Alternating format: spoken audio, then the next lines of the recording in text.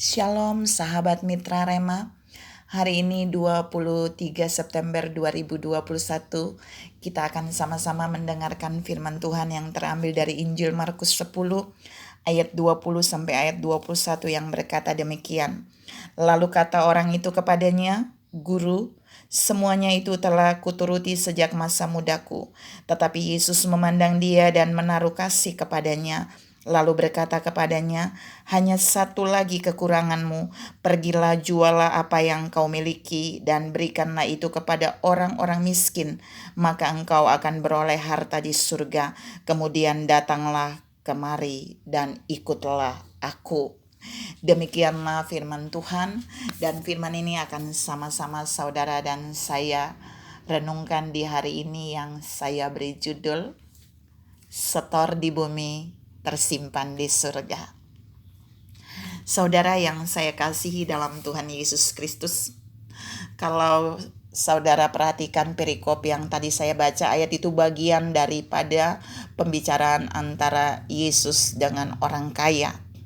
Jadi orang kaya itu datang bertanya kepada Yesus bagaimana dia dapat memperoleh hidup yang kekal, dan Yesus menjawab dia, "Kamu harus tidak boleh berzina, kamu harus mengasihi," dan seterusnya.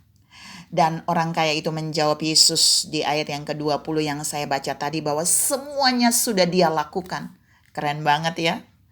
Tapi kemudian di ayat 21 Alkitab berkata Yesus kemudian memandang dia dengan menaruh kasih. Itu kalau saya lihat terjemahan, Yesus memandang dia dengan tatapan yang belas kasihan, kasih agape, tatapan kok kasihan banget. Kenapa?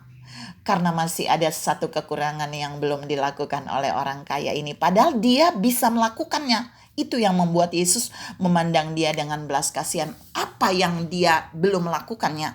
Yesus bilang, hanya satu kekuranganmu lagi, yaitu pergi jualah harta milikmu, bagikanlah kepada orang miskin. Orang-orang miskin, bukan orang miskin, orang-orang miskin. Bagikanlah itu kepada orang-orang miskin. Yesus bilang, maka kamu akan memperoleh harta di surga. Saudara yang saya kasih dalam Tuhan Yesus Kristus, kalau saudara perhatikan kekurangan dari orang kaya ini, bukan pada jual hartanya, tapi pada hasil penjualan itu disuruh Yesus untuk membagi-bagikannya kepada orang miskin. Jadi kalau saya ambil kesimpulan dari ayat 21 itu Yesus ngomong, berapa hartamu? Apa yang bisa kamu jual? Uangnya kamu bagikan kepada orang-orang miskin. Nah, saudara yang saya kasih dalam Tuhan Yesus Kristus, tadi judul kita kan, setor di bumi, akan masuk dalam catatan di surga kan? Nah, kita mau lihat Yesus membawa bagian ini untuk saudara dan saya belajar bahwa ternyata orang kaya ini dia belum siap berbagi keuangannya dengan orang-orang miskin. Dan akibatnya menunjukkan bahwa dia tidak punya catatan keuangan yang ada di surga. Karena Yesus bilang tadi, waktu kamu membagi-bagikannya kepada orang miskin, maka kamu akan memperoleh harta di surga. Ingat, kata harta di surga dalam catatan bahasa aslinya itu bicara tentang gudang di surga. Yang berisi apa? Ya yang berisi yang kita tabur, yang kita setor di bumi. Yang waktu saudara dan saya setor, itu transaksinya dicatat di surga loh saudara. Ternyata orang kaya ini gak punya catatan ini. Orang kaya ini belum punya tabungan yang masuk di surga. Karena itu Yesus memandang dia dengan kasih. Padahal dia bisa melakukannya. Dia bisa punya itu di surga dengan menjual hartanya. Lalu dia membagikannya kepada orang-orang miskin. Maka catatan itu akan masuk di surga. Setor di bumi, tercatat di surga. Saudara yang saya kasihi dalam Tuhan Yesus Kristus, kata orang-orang miskin yang ada di dalam perkataan Yesus di Alkitab ini, itu berbicara tentang orang-orang yang ada dalam kebutuhan mendesak, dan mereka hanya bergantung kepada Tuhan. Mereka tidak bergantung kepada manusia, mereka tidak bergantung kepada siapapun, mereka tidak bergantung kepada kekuatan mereka sendiri, tapi mereka bergantung kepada Tuhan. Dan Yesus katakan itu kepada orang kaya tadi, juallah hartamu dan hasilnya kamu bagikan kepada orang-orang ini. Ternyata orang-orang ini adalah bank saudara dan saya untuk kita memperoleh tabungan di surga. Orang-orang ini adalah ladang di mana ketika saudara dan saya membagikan bagian kita, keuangan kita, kita menyetor keuangan kita menyetor bagian yang Allah percayakan kepada mereka. Ternyata ada catatannya di mana saudara akan memperoleh gudang di surga, lumbung di surga. Dan ada isinya, ada catatan yang kita setor di bumi, ada catatannya di surga. Saudara yang saya kasih dalam Tuhan Yesus Kristus. Tapi orang yang kaya ini tidak mau melakukannya. Alkitab berkata di ayat berikut, di ayat 22, dia pergi dengan kecewa karena banyak hartanya. Saudara yang saya kasihi dalam Tuhan Yesus Kristus, hari ini Tuhan mau mengajarkan saudara dan saya bahwa kita tidak perlu jadi seperti orang kaya yang punya banyak harta dan punya banyak uang.